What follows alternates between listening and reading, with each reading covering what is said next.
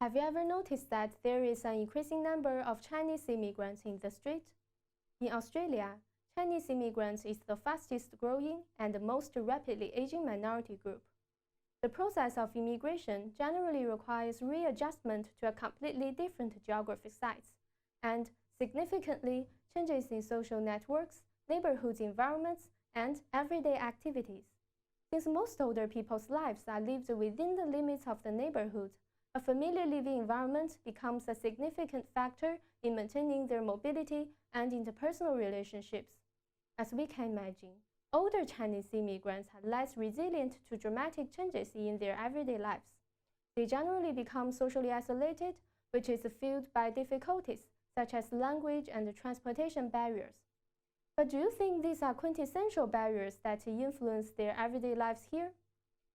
Although these factors do undermine their well-being to some extent, the root cause is not attributed to physical or social changes in lifestyles, but rather to the changes in values inherent in an individual's well-being.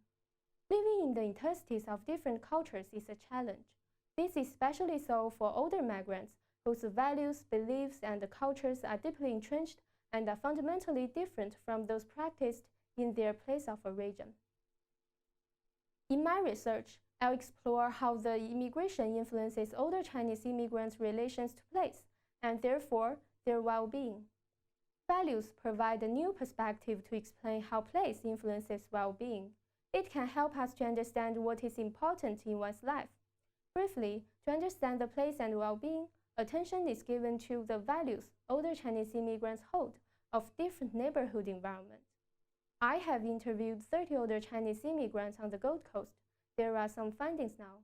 First, older migrants migrated to Australia to live with their adult children because of strong filial values.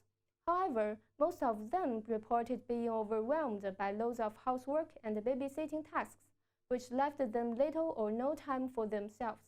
As for the neighborhood environments, they appreciated clean air, convenient, safe public transport system, nearby shopping center with Chinese groceries, and Chinese community centers.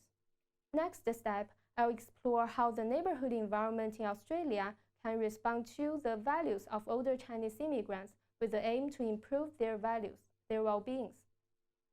Finally, my research hopes to understand and provide guidelines to meet all vulnerable groups' needs and thus make for a better society.